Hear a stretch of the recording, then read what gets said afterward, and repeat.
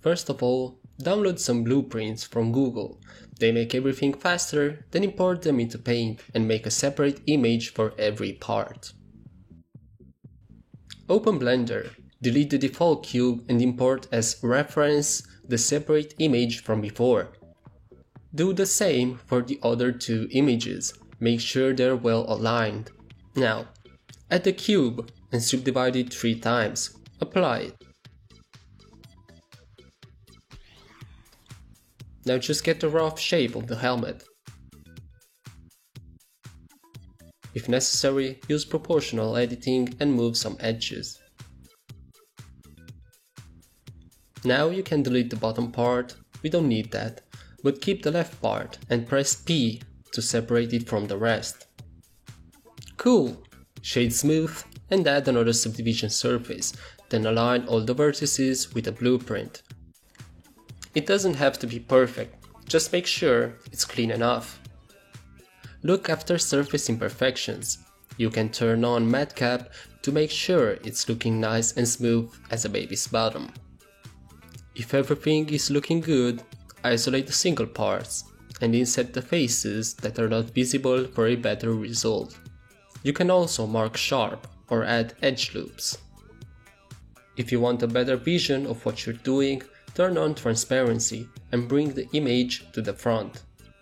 Do the same for all the images, then just move them on their respective axes.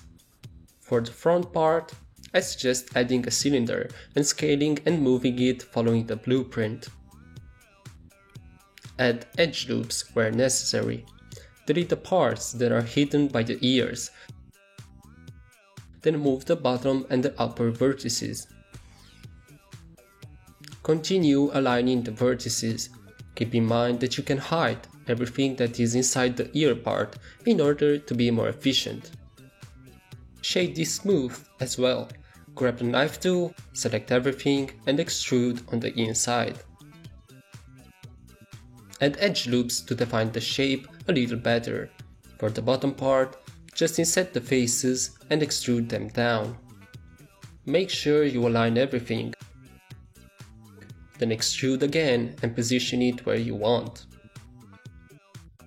Mark seam and add some edge loops for the front details. With the knife tool, you can cut the mouth part. For the ears, add another cylinder, move it into place on the X and Y axis, extrude and scale following the blueprint as before.